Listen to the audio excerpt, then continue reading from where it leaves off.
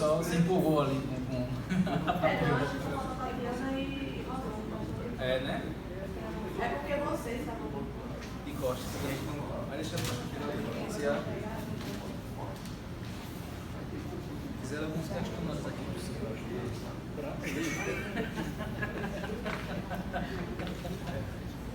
Podia fazer assim, perguntas relacionadas ao tópico, pastor, o senhor não é pastor dele, Daniel, aí passa para ele. Entendi, a gente fez umas 6 perguntas e colocou. Aí, meus irmãos, todo mundo aqui? Pronto. Agora nós vamos dar início à nossa segunda parte do nosso evento, certo? Que é a parte aqui de mesa redonda, ok? E aqui nós iremos fazer perguntas aos nossos palestrantes, ao professor Daniel, ao professor Antônio Neto. Eles irão responder, comentar, certo? Logo após, a gente abre para perguntas e respostas, certo? Se eu não abrir para pergunta e resposta, porque o horário já foi embora, tá bom? Aí os irmãos, procuram o Instagram dos irmãos aqui e começam a fazer perguntas já também, tá certo? Mas vamos já nisso. A primeira pergunta vai para o professor Otoniel. Professor, por que a igreja atual desconsidera a relevância da escola bíblica nos dias de hoje? Bom, graças e paz, boa noite a todos. Acho bom que essas perguntas sempre são bem fáceis, né? Trazidas aqui para a gente. Por que a igreja atual desconsidera a relevância da escola bíblica nos dias de hoje? Ontem, inclusive, eu acho que a gente até abordou um pouco sobre um questionamento parecido, e eu lembro que eu respondia no sentido de que eu creio que não tem uma única resposta, né? São vários fatores que podem contribuir para isso. E eu vou acabar me repetindo de alguma forma, porque eu creio que uma das possíveis respostas a esse questionamento é o próprio contexto, né, da contemporaneidade, da chamada pós-modernidade, que acaba sendo, que acaba desvalorizando o estudo, a pesquisa, né, essa prática, essa vida intelectual, vamos dizer assim. E a igreja acaba sendo contaminada, vamos dizer, nesse sentido, por todo esse contexto.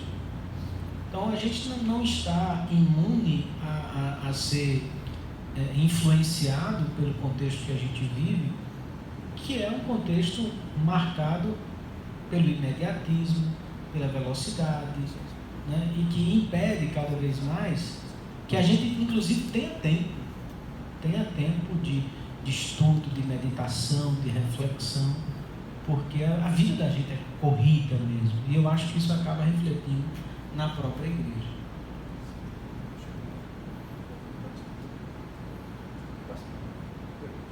Oi. Então, o que o professor Antoniel falou, tem um ponto aqui que eu queria só desenvolver dentro do que o professor Antoniel falou, que é essa ideia muito forte dos dias de hoje da desconstrução, né? Então existe na nossa sociedade uma ênfase muito grande em desconstruir aquilo que se parece com algo mais tradicional. Então, quando o irmão inclusive fez a pergunta da igreja que desvaloriza a escola dominical, a pergunta é que igreja, né? Quais igrejas? Porque a escola dominical ainda é muito valorizada em diversas igrejas, né? E existem certas igrejas que é quase que canônico, né? Tem culto e tem escola dominical. Mas existe hoje em dia essas ideias muito fortes de quererem desconstruir. Então, vamos fazer um modelo de igreja que seja diferente do que tem por aí, né? Então, isso vai desde a estética da igreja, de desconstruir aquilo que se parece com a imagem tradicional, quase que milenar que é uma igreja, da mesa para a ceia, do púlpito e tudo. Então vamos desconstruir, vamos dar uma outra aparência, e isso acaba afetando também algumas instituições que são tradicionais da vida da igreja, como a escola dominical. Então, ao invés de termos essa questão da escola bíblica dominical, vamos diluir isso em grupos familiares e tudo mais. Isso gera uma outra discussão, que é até que ponto isso é ruim, até que ponto isso é bom, até que ponto isso é legítimo, pode ser feito ou não. Mas isso, como o pastor David estava comentando, normalmente a desconstrução não ocorre para se oferecer algo que seja ainda melhor, né? Normalmente a desconstrução ocorre para não gerar mais essa responsabilidade, né? Para desconstruir também a responsabilidade da igreja ser um ambiente de ensino, de educação, e a igreja se torna muito mais um ambiente de outras práticas assim, mais condizentes com aquilo que as pessoas estão mais procurando nos dias de hoje, né? Que é entretenimento, acolhimento emocional, apoio, né, emocional, e por aí vai. Então isso também é um dos fatores, essa moda, né, da desconstrução de certos padrões tradicionais. Inclusive, só quando você falou em desconstrução, eu lembro que é uma terminologia até empregada no ambiente filosófico, sociológico, de caracterização da pós-modernidade, desconstrucionismo, de Jacques Derrida. Um dos elementos que você falou aqui, eu acabei lembrando dessa ponte, né? De que de fato é um elemento desse tempo de hoje, e que infelizmente, né, quando afeta negativamente, afeta a igreja também. Mais alguma consideração? A pergunta agora vai para o professor Antônio Neto. Também, se o senhor quiser comentar, fique à vontade, certo? Professor, qual é o papel da escola bíblica como edificação e como ela pode também atuar na santificação da igreja em observância ao dia do Senhor? Certo. Então, qual a razão de existir numa igreja um ambiente como a escola bíblica dominical? Normalmente as igrejas, elas criam, na verdade a escola dominical ela surgiu por causa de uma necessidade que as igrejas têm, que o culto, que é aquele momento principal de reunião dos crentes, ele não pode suprir essa necessidade, que é a necessidade de educação bíblica e teológica. Em que sentido?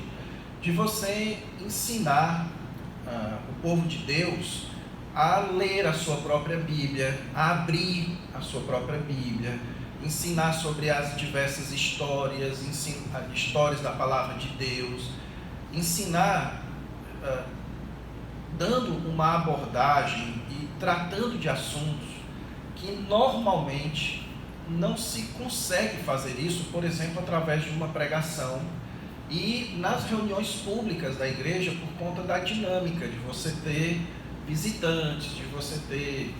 Enfim, o ambiente do culto não é um ambiente que dê para se trabalhar a palavra de Deus de formas mais diferenciadas, né? E até mesmo de forma mais individualizada. Então a escola bíblica dominical, ela surge e ela tem a sua razão de existência para proporcionar para a igreja esse ambiente de educação bíblica e teológica que a sua reunião do culto público ela não pode suprir, ok?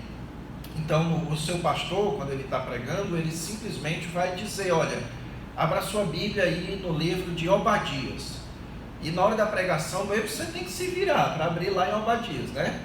Mas a escola dominical é esse ambiente onde se ensina a criança, por exemplo, quais são os livros do Antigo Testamento, quais são os livros do Novo Testamento, onde se aprende a abrir esses livros, onde se aprende quem são os profetas, quais foram os reis de Israel, essas coisas que podem ser trabalhadas em ambientes dessa natureza, né?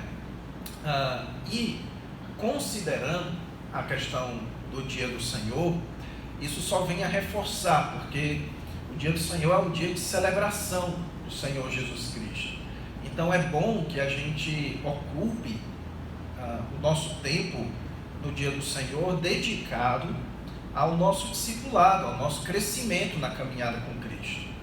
E a escola dominical, ela auxilia o culto nesse sentido, como eu tenho falado, né? De poder proporcionar um ambiente de educação que o culto ele não consegue proporcionar pela sua própria natureza e limitações.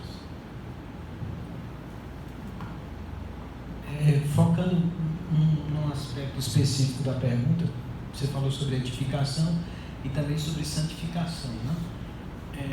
Eu lembrei de um texto que eu acabei passando bem rapidamente ontem na minha fala, de Efésios, capítulo 4, do 17 ao 24. Eu vou reler aqui com os irmãos, porque a resposta da Bíblia é melhor que a minha, propriamente. Mas me chama a atenção, porque parece que a ideia de santificação muitas vezes é ligada a exercícios espirituais, pessoais, subjetivos, disciplinas que você vai praticar, e com isso você vai subindo seus degraus de santo, né? E nessa passagem específica de Efésios, o papel da instrução é fundamental nesse processo.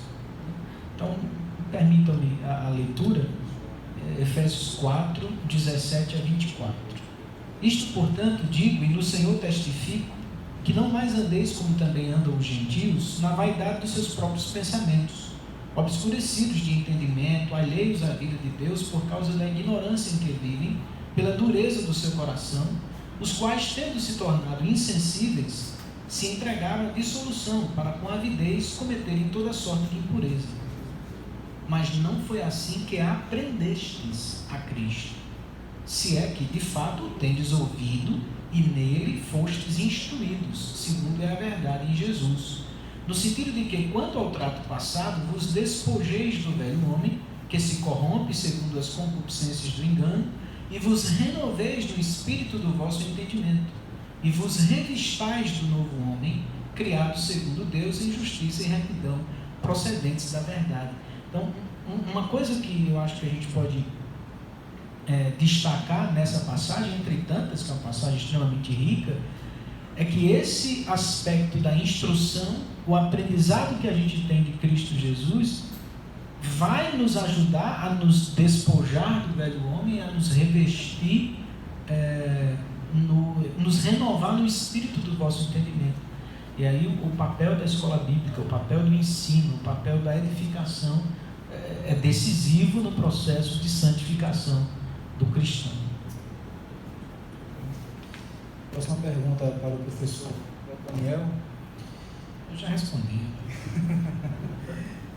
Professor, quais são os possíveis danos espirituais e também morais que podem ser causados na igreja e também na igreja, tanto no contexto do professor e também no contexto de membresia, pela falta da escola bíblica? Boa pergunta, né? E com um sentido bem prático também para a gente pensar. Me perdoe que eu estou fazendo referência ao meu texto de ontem, à minha fala de ontem, mas é o que está mais fresquinho na minha cabeça também. E me chamou muita atenção quando eu estava lendo o Atos dos Apóstolos, e na passagem daquela controvérsia dos judaizantes, de Atos 15, né? E na época que eu li o texto, estava meditando, eu liguei, inclusive para Gilson, não sei se ele me recorda, era a época da pandemia, né? Na época da pandemia, eu acho que foi a época que eu mais li a Bíblia, né? Não sei se era o medo, né, que estava chegando a hora. Mas foi um tempo também que a gente ficou confinado. E na passagem de Atos, capítulo 15, o Lucas registra que o ensino equivocado dado na igreja de Antioquia estava transtornando a mente das pessoas. Na Almeida atualizada, na versão Almeida, a expressão é essa: transtornando a mente, transtornando a alma, né? E aquilo me chamou muito a atenção. Então, o ensino equivocado, a falta de ensino, traz danos psicológicos, traz danos práticos na vida da gente, pela incompreensão correta das coisas de Deus. Então, quando a gente tem um ambiente de uma igreja evangélica brasileira, de uma maneira geral, ensinos que parecem fugir da essência do evangelho, um evangelho triunfalista, um coach evangelístico que é muito comum em alguns cenários, alimenta muito mal as pessoas que ouvem aquele tipo de mensagem, porque diante dos conflitos da existência, da vida, a pessoa não vai estar devidamente preparada para enfrentar. Porque uma mensagem que está apenas dizendo que você vai ter vitória em tudo que é aspecto da sua vida a qualquer custo, e você se depara com o mal do dia, né? Jesus disse que bastava a cada dia o seu mal. A primeira coisa que você pode questionar é: vem cá, mas eu aprendi que o crente não passa tribulação, não passa dificuldade, e eu estou enfrentando aqui muitas adversidades. É a falta de um ensino correto, de um aprendizado correto das Escrituras, traz danos que são graves, inclusive para a vida emocional da gente, para a vida pessoal da gente, porque a gente compreende, quando aprende errado, um Deus errado, uma maneira de Deus agir de forma errada. E do ponto de vista da moralidade, nem se fala, né? Basta ver a promiscuidade. Eu acho que a nação brasileira é rica em vários aspectos, e é muito rica na promiscuidade também, né? De vidas dissolutas, né? Que não foram alcançadas pelo Evangelho, que não foram alcançadas pela mensagem da cruz. Então, o ensino equivocado, a falta de ensino, traz sim graves transtornos pessoais, psicológicos, morais, nem se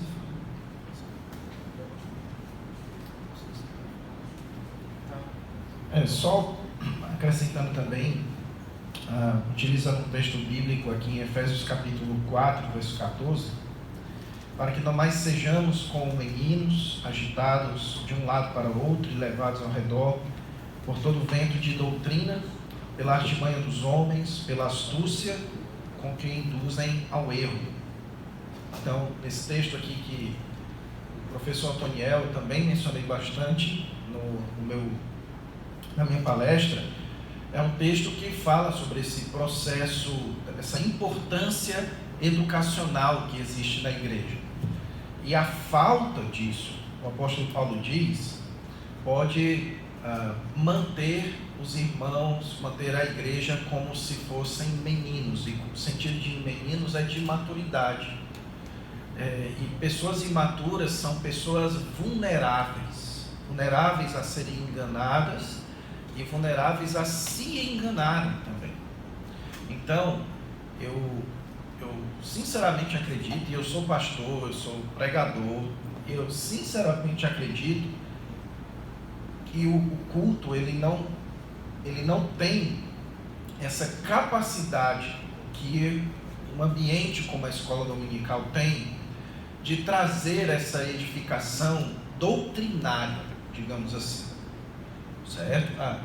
A pregação, ela tem um papel muito mais de marcar a nossa identidade, de selar os nossos compromissos, de nos fazer tomar aquelas decisões cruciais da nossa caminhada com Cristo, mas ela não tem essa condição doutrinária muito forte. de instrução, de maturidade, de poder instruir quanto aos enganos. Ela pode fazer isso, mas não se compara com o ambiente propício a isso, como a escola dominical.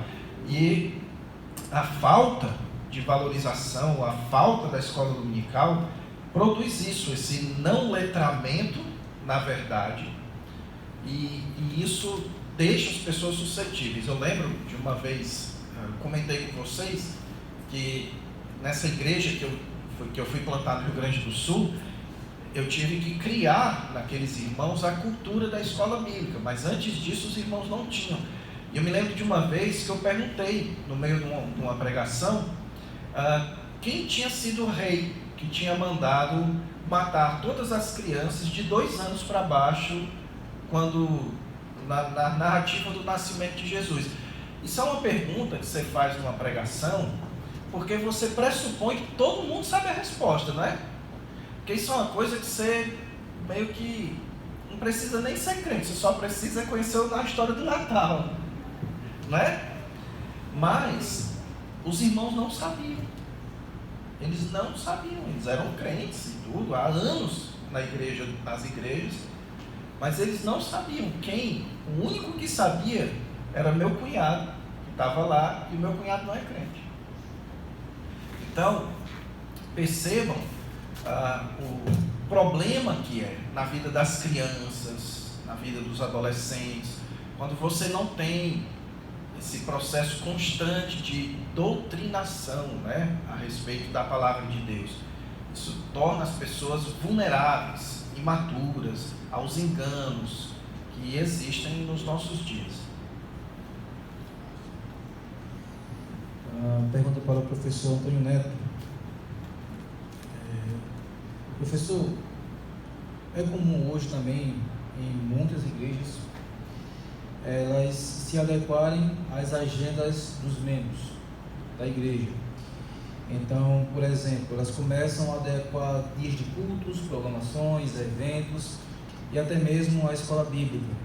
E isso também ocorre um definhamento da escola bíblica, porque marca a escola bíblica comumente domingo de manhã, a igreja não pode ir, jogar à tarde, a igreja não vai, joga para o sábado, a igreja não vai, e ela vai jogando dia após dia, a igreja não continua indo. Ela resolve mudar então de escola bíblica para pequeno grupo. Começa bem, depois ela vai definhando porque vai perdendo o interesse dos irmãos. Depois de pequeno grupo ela passa para células, e da mesma forma acontece, e por célula, enfim, ela se extingue. E a pergunta a seguir é a seguinte: até que ponto esse adequamento, né, esse jogo de cintura entre a igreja e a membresia, até onde isso pode ir, se é que existe um limite, e se que isso pode ser nocivo até mesmo na questão do ensino, se essa adequação ela pode tocar no ensino, porque uma vez que a igreja ela começa a negociar dias de culto, ela pode, não é regra, mas ela pode sim também adequar a questão de doutrina, o que pode ser pegado, o que não pode ser pegado, e até mesmo questões teológicas, o que pode ou não ser dito. Será que existe esse limite? Até onde está essa barreira? Certo. Olha, essa é uma pergunta que não é muito fácil de ser respondida.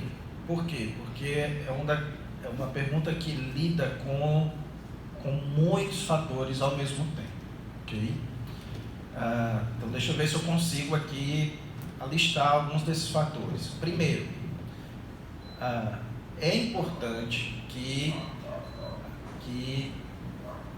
os pastores e a igreja ela saiba que ela precisa ter uma dieta constante de edificação, de ensino, de aprendizado, certo? Isso faz parte da vida da igreja, isso é um mandamento, isso é princípio do Novo Testamento. E perseveravam na doutrina dos apóstolos, toda escritura é inspirada por Deus e útil, e prega a palavra, insta com paciência em doutrina. Enfim, então o Novo Testamento é repleto de textos e de princípios que mostram que a igreja precisa de ensino.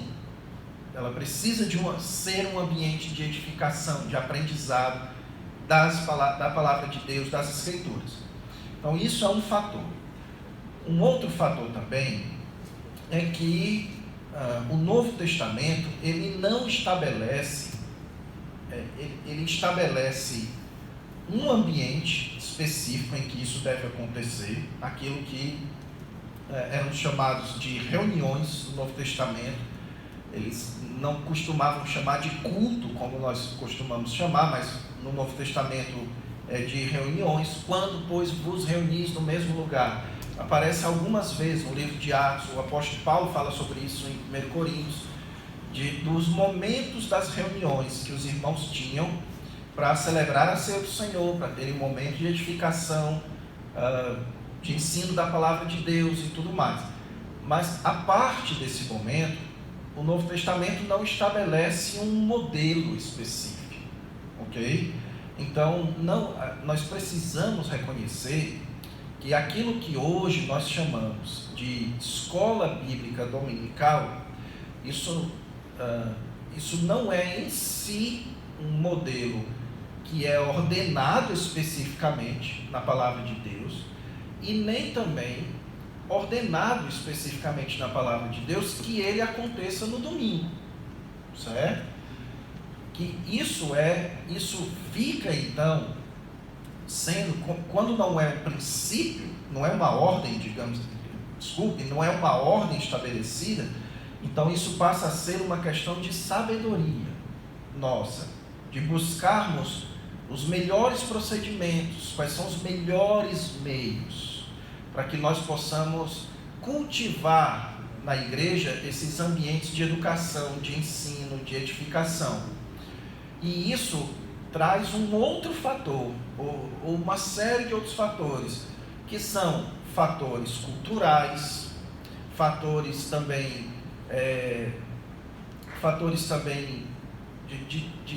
da própria realidade que as pessoas vivem. Então, só usando um exemplo, mais uma vez, lá no Rio Grande do Sul, quando eu percebi que eu já tinha convencido os irmãos que a gente precisava ter um ambiente de escola bíblica, nós fizemos uma assembleia e eu sugeri que a minha proposta como pastor na época foi que a escola bíblica acontecesse no domingo de manhã. Eles, os gaúchos lá, eles quase que colocaram uma estaca para me amarrar e me queimar vivo ali, como se eu tivesse proposto uma grande heresia. Por quê? Porque na cultura gaúcha, domingo de manhã é família, certo?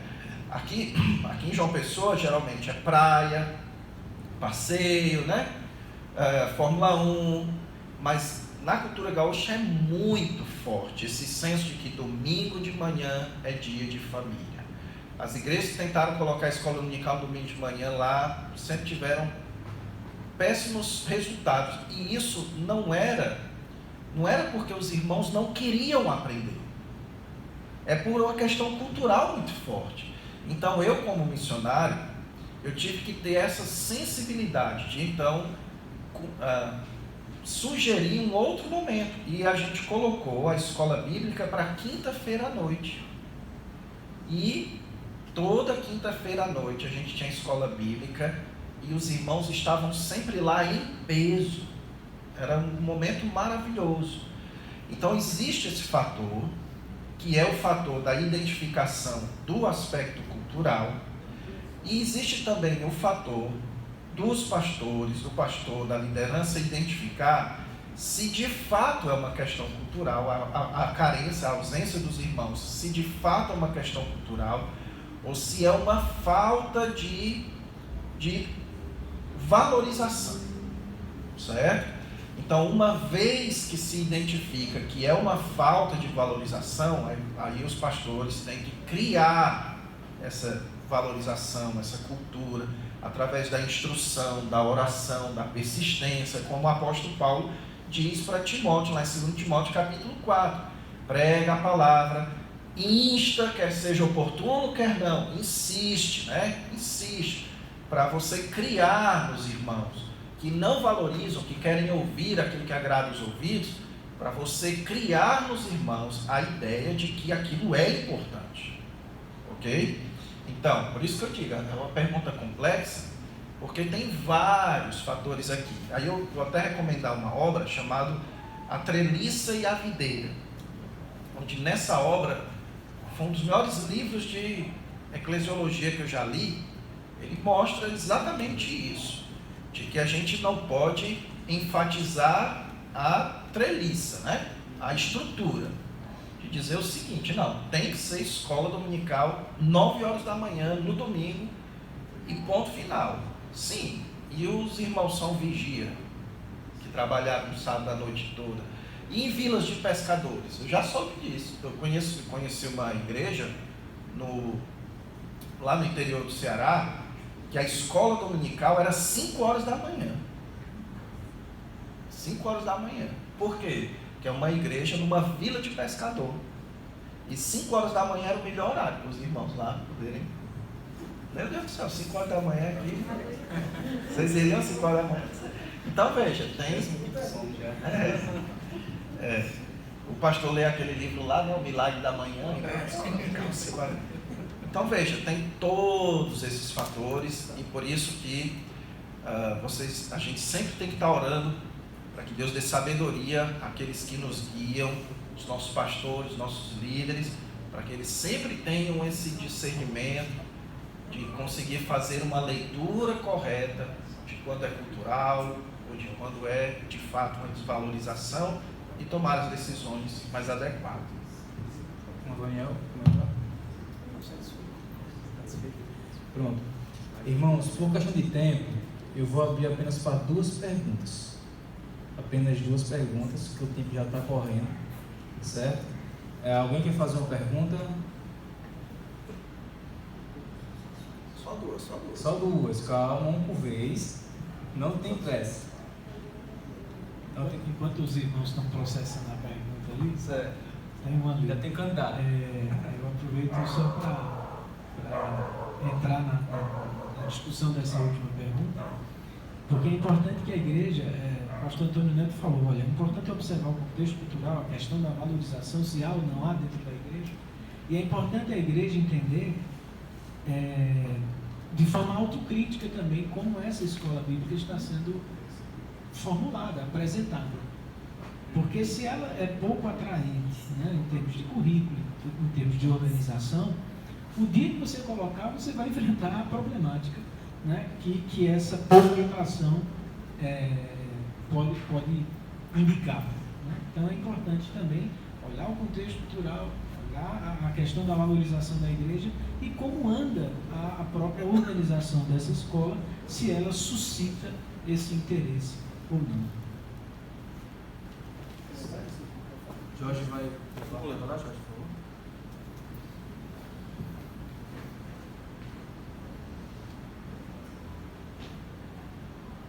Paz, irmãos, me chamo Luan, prazer estar aqui com vocês.